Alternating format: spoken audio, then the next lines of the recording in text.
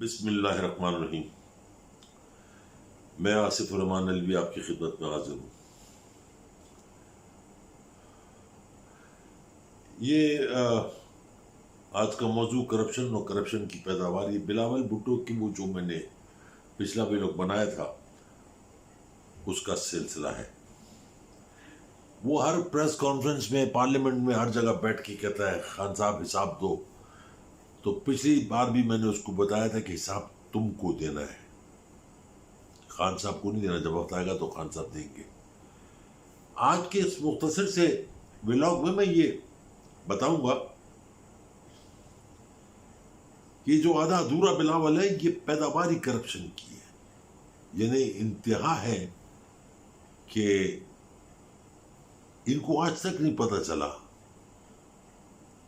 کہ کون ہے، کیا ہے، ان کے آنے کا مقصد کیا ہے، اور جانے کا مقصد تو خیر کچھ بھی نہیں ہوا۔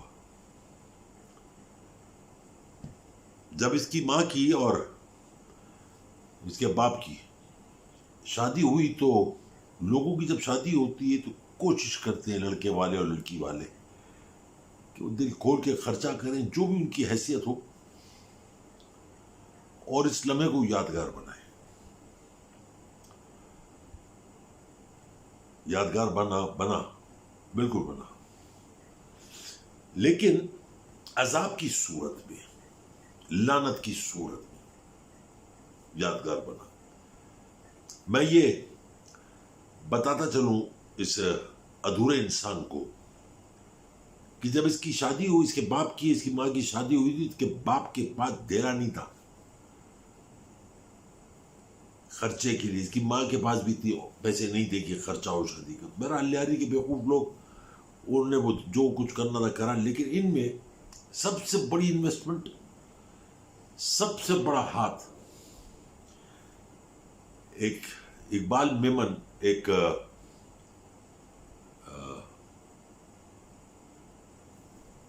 بلڈر تھا اقبال میمن، اس کا یہ سارا کچھ سیناریو تھا، اس کے پیسے تھے، اس نے ان پہ خرچہ کیا اقبال میمن، اور سارا وہ اس طریقے سے ہوا کہ شادی سے پہلے اقبال میمن، جس کا سروسز کلب کے سامنے آفس تھا بلڈر کا، اس کو فون کر کے زرداری نے کہا کہ دیکھ بھائی، میں شادی کر رہا ہوں، جنرل ضیاء الحق جا رہا ہے، بے نظیر شادی کر رہا ہوں، اس کے بعد وہ وزیر اعظم بنے گی، پھر آل اینڈ آل میں ہوں گا، تو تم میری اس وقت مدد کرو، اور اس کے بعد میں تمہارے ساتھ کھڑا ہوا۔ اقبال میمن نے مدد کی، لازمی بات ہے، کوئی لوارث سمجھ کے یا کچھ اور سمجھ کے مدد نہیں کی، اس نے مدد کی کہ اگر ایسا ہو جاتا ہے، مطلب اسے جوا کھیلا کہ اگر ایسا ہو جاتا ہے تو لازمی بات ہے میں بھی فیض یاب ہوں گا۔ تو اس نے انویسٹمنٹ کی، لندن کے خرچے، ٹکٹس، آنا جانا، یہ وہ لٹرم پٹرم، all the expenses bear by Iqbal Memon. شادی ہوئی، پھر اس کے بعد جو شادی کی لوازمات ہوتی ہیں، ولیمہ ہونا، کھانا پینا، دعوتیں شاوتیں، سب کچھ، تو ایک مرحوم، جو لوگ کراچی سے واقف ہیں وہ فوراً جان جائیں گے میں جس کی ذکر کر رہا ہوں، جس کا ایک مرحوم ڈیفنس میں، اس کا ڈیفنس میں کلفٹن پہ، بورڈ بیسن پہ، اس کا نیاری ان کے نام سے ایک ہوٹل تھا، اور شارع فیصل پہ اس کا ایک ہال تھا جہاں پہ وہ ملا کرتا تھا، کھلاتا پلاتا بھی تھا لوگوں کو، بدماں پہ بھی کھانے کا ملا ہوتا تھا۔ تو جاوید ملک، وہ کھانے کے تمام اخراجات، کسی سے بھی جا کے پوچھ لے، میری بات پہ اعتبار مت کریں، go and ask any Tom Dick and Harry, وہ آپ کو بتائے گا جاوید ملک کون تھا۔ تمام اخراجات کھانے کے، ولیمے کے، شادی کے، اس کے بعد جو دعوتیں ہوتی ہیں، گیدرنگز ہوتی ہیں، وہ سب جاوید ملک نے، نیاری ان والے نے اٹھائے۔ مرتے مرتے مر گیا، مقروض ہو گیا، اس کا موت کا ذمہ دار تمہارا باپ تھا. تمہارے باپ نے اس کو 1 روپے بل ادا نہیں کیا. تم اتنے غیرت مند بنتے ہو نا، غریبوں کا خیال، یہ خیال، اس کا خیال. تو جو تمہارے باپ جن کا مقروض ہے ان کے پیسے ادا کرو پہلے. مر گیا جاوید ملک. یہ وہ سیناریو جو میں سمجھتا ہوں کہ قوم کو معلوم ہونا چاہیے کہ جو آج اپنے آپ کو خاندانی ظاہر کرتا ہے کہ میں خاندانی، اور اس کے چیلے چپاٹے جو دائیں بائیں اس کے سارے بیٹھتے ہیں، جو ثابت کرتے ہیں ویڈیو ٹاک شوز میں بیٹھ کے کہ وہ پیچھے سے بہت امیر آدمی ہوگا. ایسا نہیں ہے، ایسا بالکل نہیں. کوئی امیر آدمی نہیں تھا. کنگلا ٹچا جیسے ہوتے ہیں ویسے تھے. پھر اقبال میمن کو کیا فائدہ ہوا؟ شادی ہو گئی، وزیر اعظم بن گئی. اب یہ آل ان آل تھا. پی ایس او کی بربادی میں سب سے بڑا ہاتھ Asif Ali Zardari, father of half cooked half baked Bilawal Zardari کا باپ. پی ایس او کو استعمال اس نے ایسے کیا جیسے پی ایس او اس کے باپ کا تھا یا اس کے بہنوئی کا تھا. ایسے استعمال کیا پی ایس او کو. جس جگہ پہ جس پیٹرول پمپ پہ اقبال میمن نے ہاتھ رکھا، تقریباً 14 یا 15 تھے، وہ سارے کے سارے اس کو الاٹ کیے گئے. یہاں تک کہ کرتا دھرتا بنا دیا پی ایس او کا اس کو. جس کو چاہے رکھ لے، جس کو چاہے نکال دے. بھائی شادی کر رہی تھی بے نظیر سے تو کوئی مہنگا سودا تو نہیں تھا.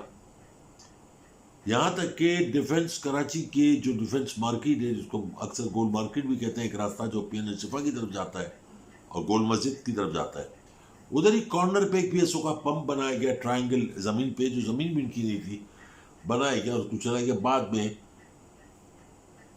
پی ایس او نے اس پہ قبضہ کیا، اس کے اطراف پہ دیوار کھینچی اور اس کو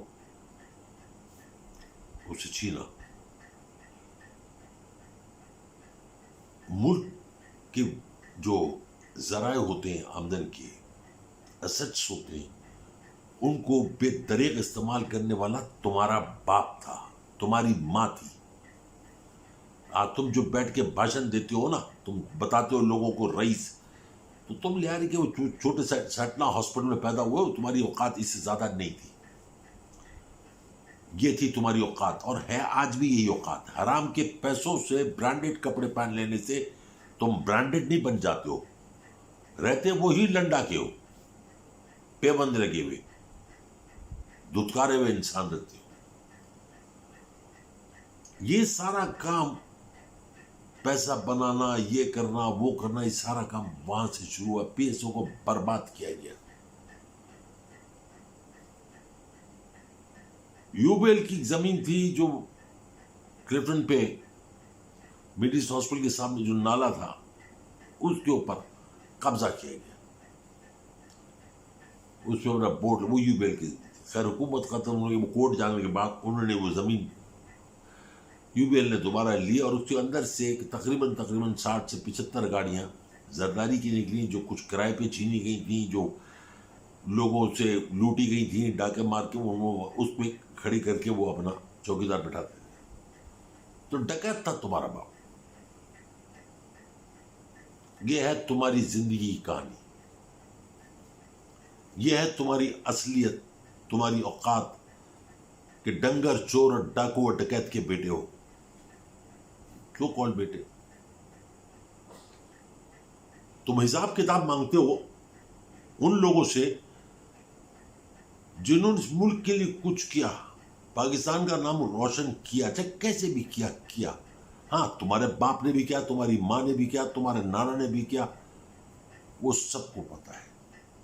آج تمہارا دنیا میں کوئی نام لیوا نہیں ہے. سب تھوکتے ہیں تمہارے بھٹو پہ، تم پر اور تمہارے باپ پر. یہ رومرز نہیں ہے کہ وہ ایک بندے کے پیر پہ بم باندھا گیا اور BCCI بینک میں بھیجا گیا. یہ رومر نہیں ہے، یہ سب حقیقت ہے. ہر افواہ کے پیچھے کہانی ہوتی ہے.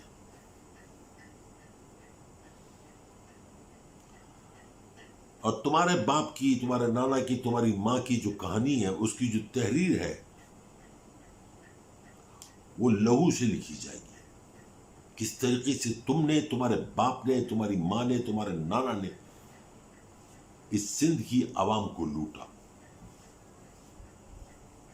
میں جانتا ہوں کہ میں تھوڑا پرابلم میں ہوں، پرابلم میں آؤں گا، لیکن یہ ضروری ہے میرے قوم کے بچوں کے لیے جاننا کہ تمہارا باپ اور تمہارے لوگ کیا کر رہے ہیں، کیا پلاننگ ہے.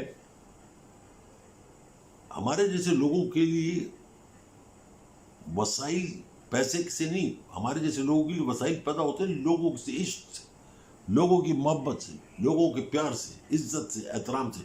وہ ہمیں بتاتے ہیں کہ بابا جی یہ ہو رہا ہے، انکل جی یہ ہو رہا ہے. تو میں تمہارا چیپٹر آج یہاں پہ بند کر رہا ہوں، اور اگلے ولاگ میں بتاؤں گا تمہارے باپ کا ملک ریاض کے ساتھ مل کے گھناؤنا کھیل بیریا. انشاءاللہ تعالیٰ ایک دو دن میں اسے مکمل کر لوں گا. اور میں ایجنسیوں کو، اپنے اداروں کو یہ بتانا چاہتا ہوں، آگاہ کرنا چاہتا ہوں کہ جو کچھ پچھلے دنوں ہوا، جس پہ ہمارا الیکٹرانک میڈیا پیسے لے کے آرام سے بیٹھ گیا آفرین ان کے اوپر، اس لیے کہتا ہوں میں کہ یہ سب چکلے کی پیداوار ہے. یاد رکھیے گا، یہ ملک رہے گا. نہ یہ الیکٹرانک میڈیا والے رہیں گے، نہ ان کے اندر بیٹھے ہوئے کنجر رہیں گے. قوم بھی رہے گی، ملک بھی رہے گا. اور اگر کسی کی سوچ ہے کہ اس ملک کے ساتھ کچھ کھلواڑ ہو جائے گا، وہ کبھی بھی نہیں ہوگا. میرے اگلے ویڈیو کا انتظار کیجیے گا، جو مناسب زرداری اور ملک ریاض کے جوائنٹ وینچر سندھ دیش کی پہلی قسط میں پیش کروں گا. اب میں اپنے بچوں سے مخاطب ہوں، میرے بچوں، آپ ملک ہو، آپ چودھری ہو، آپ انصاری ہو، اب جو بھی ہو، آپ کی پہچان ہے نا. صدیقی ہو، بٹ ہو، جٹ ہو، یہ آپ کی پہچان ہے کہ آپ یہ ہو، یہ آپ کی کاسٹ ہے.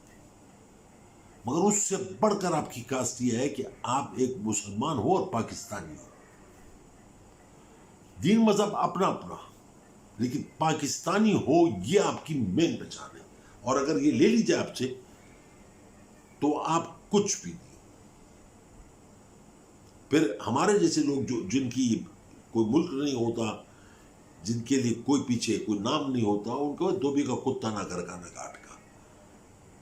تو میرے بچوں، آپ کے قلم میں، آپ کے بازوں میں اتنی طاقت ہے کہ اپنی اس پہچان کو مٹنے مت دینا. ان جیسے آدھے ادھورے، بلاول جیسے اور جو بہت سارے لوگ بیٹھے ہوئے ہیں، ان جیسے لوگوں سے ہوشیار رہنا. کبھی بھی ان کے جھانسے میں مت آنا. یہ تمہارا ملک ہے، یہ ہمارا تو تھا، اب ہمارا چیپٹر بند ہونے والا ہے. کبھی بھی، کسی لمحے بھی. لیکن اس کو لے کے تم نے چلنا ہے. اپنی پہچان کی حفاظت کرنا، اپنے نام کی، اپنے شناخت کی حفاظت کرنا، اور اسے تم کر سکتے ہو. اپنی دعاؤں میں، پیار میں، محبت میں یاد رکھیے. میری طرف سے بہت سارا پیار، بہت ساری محبت، بہت ساری دعائیں. انشاءاللہ پھر اگلے موضوع کے ساتھ حاضر ہوں گا اگر زندگی رہی تو. السلام علیکم ورحمۃ اللہ وبرکاتہ.